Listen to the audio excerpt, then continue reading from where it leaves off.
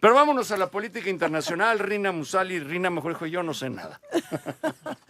Pues mira, efectivamente tuvimos una jornada electoral muy importante. Si nosotros vemos las elecciones más importantes del 2023, sin duda Turquía llamó muchísimo la atención. Más que la de Delfina, ¿verdad? Bueno, estamos hablando de una elección súper local, pero efectivamente Turquía una elección muy importante con 2 vueltas electorales. Vienen las elecciones adelantadas, Edi, de España, el 23 de julio, digo, después del descalabro del Partido Socialista Obrero Español, y también vienen las de Argentina en este año. Entonces, bueno, sin embargo, me parece que las de Turquía son muy importantes porque Turquía tiene una talla geopolítica muy importante.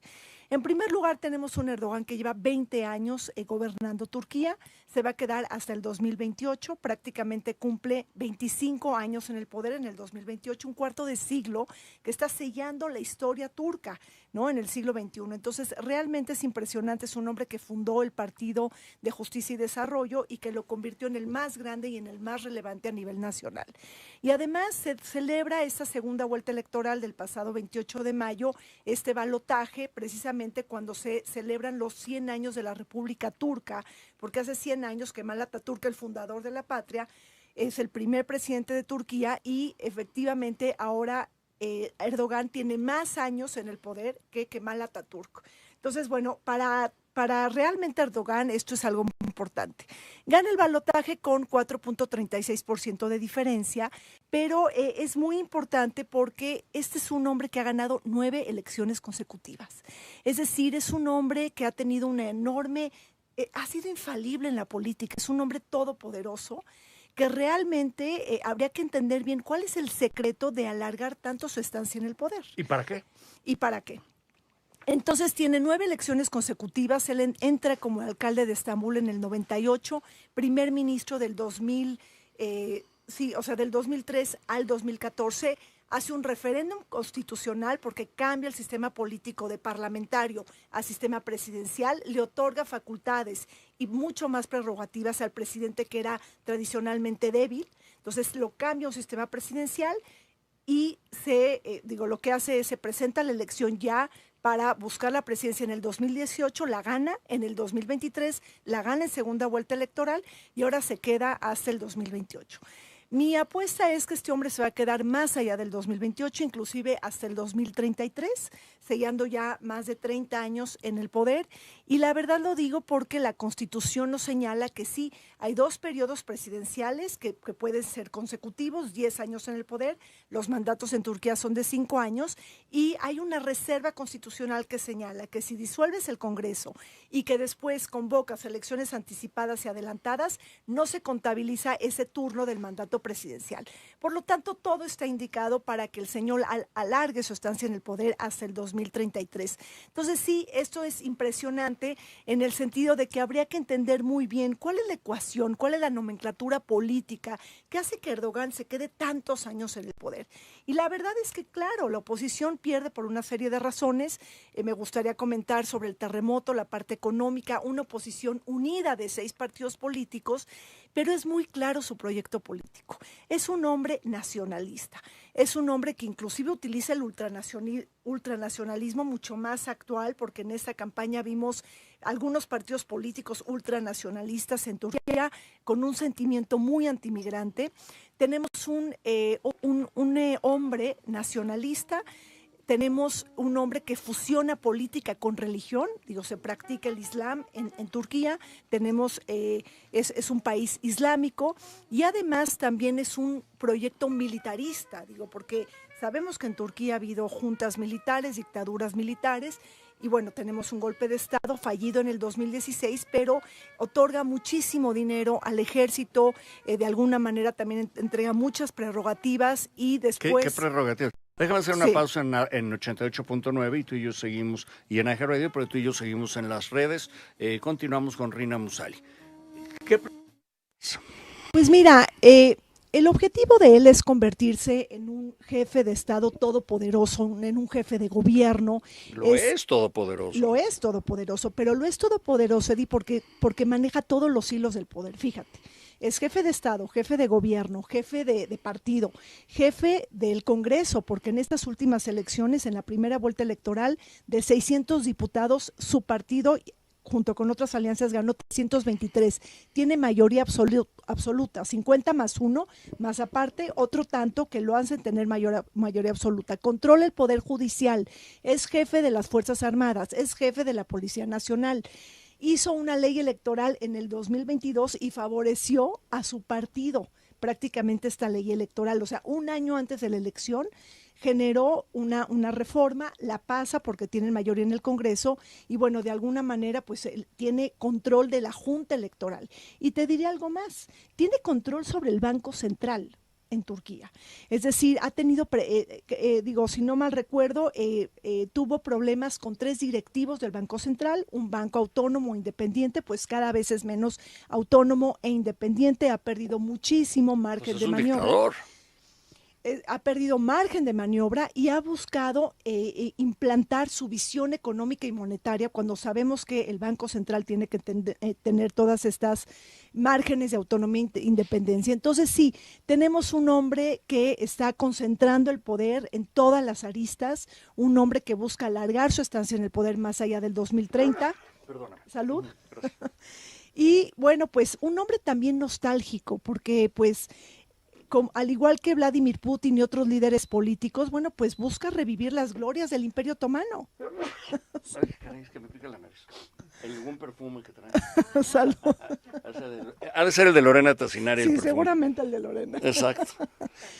Entonces, bueno, la verdad es que sí, vale la pena estudiar Turquía por muchas razones. Pero fíjate, cuando yo estuve en Turquía el año pasado, por un lado vi un país muy próspero, con mucho dinero, con una cantidad de turismo, con un aeropuerto envidiable, o sea, ya quisiéramos acercarnos a un aeropuerto como ese, con una cantidad de vuelos, con líneas aéreas exitosas, con hoteles exitosos, con industria de todo tipo, minera, de acero, de exportación, de importación, El Paso, la antigua Constantinopla, era ahí, era Estambul, toda esa zona.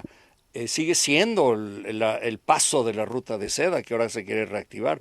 Pero por otro lado, la gente joven, los millennials sobre todo, no quieren a Erdogan. Y yo les decía, oye, pero ¿por qué? Explícame por qué. Porque yo desde mi ángulo, como turista que vengo, veo un país efervescente. Y por otro lado, tú me dices que no quieres que quede Erdogan. Y todavía nunca entendí qué fue lo que pasó. ¿Por qué no lo quieren? A ver, no lo quieren porque efectivamente pues ha constreñido todo el paquete de libertades y de derechos. Ah, los ha limitado. Pues claro, por supuesto.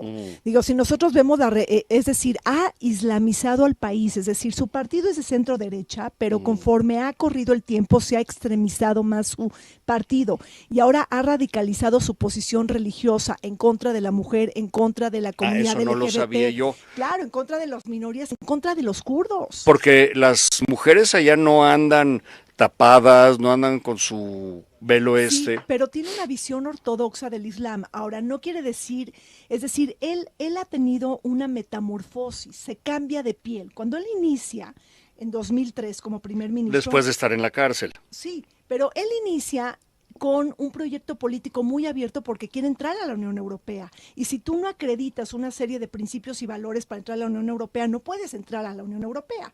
Es candidato Turquía a entrar a la Unión Europea en el 99, inicia negociaciones oficiales, ha jugado de manera antidemocrática. Lo que tenemos en Turquía es una deriva antidemocrática, es un déficit en el Estado de Derecho. Es una represión en contra de la prensa y del periodismo independiente. Es un control férreo de los medios de comunicación y de las redes sociales. Eso no lo sabía yo. Entonces, en ese sentido, pues ha constreñido todo ese paquete, ¿no?, de derechos y libertades y se está alejando de la democracia liberal. Ahora, yo veo que tiene una retórica antioccidental, por lo cual es aliado, a veces sí y a veces no, de Estados Unidos, y aliado de Rusia muy seguido. Sí, su política exterior es muy importante, Eddie, porque además yo creo que deviene de su posicionamiento geopolítico. Tendríamos que entender muy bien a Turquía y yo creo que ahí hay muchas similitudes con México. País bisagra, sí, país puente, sí, país conector también. Conecta Occidente, ¿no? Es como el conector entre Oriente y Occidente, entre el norte y el sur. Si vemos su posición geográfica en un mapa mundi, tiene una mirada al sur, hacia África, conecta todo el Medio Oriente, es el paso del Mar Negro con el Mar Mediterráneo y llega por supuesto Europa. Entonces es un país bisagra, por lo tanto su política exterior tiene que estar jugando con Estados Unidos como miembro de la OTAN, con su segundo ejército más importante, es decir, el más grande, y por otro lado, pues también seduce a China y a Rusia en este juego bipolar o tripartita, por así decirlo. Entonces, su misma geografía le da su esencia de política exterior, porque es un país puente. Inclusive quiere mediar en Ucrania después de lo mal que ha leído a Lula con sus propuestas. Soy Eddie Warman y estamos de regreso en 88.9 en iHeartRadio y en todas las redes. Continúo con Rina Musali. En resumen, lo que comentamos hace un momento fuera del aire es por qué Erdogan, el presidente reelecto por centésima vez, 5 años más en Turquía, después de 20 años, es un dictador completamente, que por un lado impulsó primero con una política muy abierta y de crecimiento y de democracia a Turquía, luego nos explica Rina Musali, que es especialista en análisis mundial, que se ha extremizado hacia hacia el mundo musulmán, que ha limitado completamente las libertades de expresión, la libertad de la mujer, el crecimiento de la mujer, pero a la vez juega tres bandas, billar de tres bandas, con la OTAN, con Rusia y con Estados Unidos, bueno, y 4 bandas con China también. Ese es el resumen de lo que hablamos hace un momento. Correcto. Y fíjate, a mí me sorprendió, Eddie, porque yo no podía creer que este hombre haya ganado en Turquía. Si nosotros revisamos las encuestas 2 meses antes y años atrás de esta elección, todos decían que iba a ganar la oposición. Y digo que fue sorpresivo por 3 cosas. Primero, el peor terremoto de los últimos 100 años en febrero, en el sur de Turquía y en el norte de Siria, que nos dan un arrojo de 50,000 muertos, 100,000 heridos y 160,000 edificios destruidos, que destapa una extensa red de corrupción entre autoridades locales y con todo, efectivamente gana las elecciones. Y más sorpresivo es que ganan las 11 provincias más afectadas por el terremoto. Y todo está porque la oposición no pudo acreditar políticamente el terremoto. Realmente le falta dientes a la oposición para evidenciar y comunicar mejor lo que está pasando. Acuérdense que hay un férreo control de los medios de comunicación. Y por otro lado, Erdogan promete apoyo a las víctimas, apoyo a la reubicación de vivienda, etcétera. ¿Y se los va a dar? Y se los va a dar. Digo, se los va a dar porque efectivamente 11 provincias afectadas apoyaron en el balotaje en la segunda vuelta electoral Erdogan. Eso fue muy sintomático. Segundo ingrediente que me llama la atención: no se votó con el bolsillo. Si nosotros vemos el panorama, el estatus económico de Turquía, pues en algún momento tuvo el milagro turco. Sí, fue en el año 2002-2007, Turquía crecía al 7.5% en un principio cuando Erdogan era primer ministro, pero ahora tenemos un declive económico. Ahora está la inflación en 43%, el año pasado en 85%. En 5 años el poder adquisitivo de la lira ha perdido prácticamente el 80% en los últimos 5 años. Tenemos devaluación, tenemos una escalada en los precios, en los insumos y también en los precios básicos. Ha subido la luz, la energía, el gas, el agua, y efectivamente todo eso pues ha encarecido el costo de vida. Y hay una degradación económica importante. Hablabas de los jóvenes, Eddie, el 20% de desempleo juvenil en Turquía. Sí, tenemos ahora un crecimiento del 5%, también hay problemas con la pandemia, pero no se vota con el bolsillo. Y además hay que pagar el 4% del PIB nacional para reconstruir el país. Entonces, no se vota con el bolsillo, tampoco de alguna manera se vota con los afectados del terrorismo, y después de que la oposición, por primera ocasión histórica, se une con 6 partidos políticos, pues tampoco les alcanza para vencer a Erdogan. Dice Sergio Flores, invita a Rina más seguido, de las mejores comentaristas en temas internacionales. Adriana González, salud. Gracias, que estornudé. Pensé que porque había mezcal o algo, pero no. No lo vio también, lo estaba buscando. Sergio Rifles Flores, genial aportación de Rina. Gracias. Ok, ahora, ¿qué pasa, por ejemplo, con esta crisis? ¿Hacia dónde va? Él tiene que cumplir con los estatutos o con manejo económico de la Comunidad Europea, porque está en la Comunidad Europea, no está, es parte de la comunidad, no es parte de la Comunidad Económica Europea, pero es parte de Europa. Tienes el lado europeo. No, geográficamente es un país euroasiático, pero no pertenece a la Unión Europea. Es decir, con esta deriva antidemocrática no puedes pertenecer a la Unión Europea. Por eso precisamente Hungría, que sí pertenece a la Unión Europea, y vemos todas las artimañas de Orbán, que ha generado un deterioro en la democracia en Hungría, pues hay muchas voces que piden que saquen a Hungría de la Unión Europea. No, Turquía no forma parte de la Unión Europea y por lo tanto ha extremizado su proyecto político. Esto es importante entenderlo. Ahora hay una buena noticia en los últimos días porque hace un nombramiento importante del Ministerio de Finanzas, es un nombre técnico, no es un allegado de Erdogan. Y eso le da más confianza a la comunidad internacional para que pues también tengan una mejor política financiera.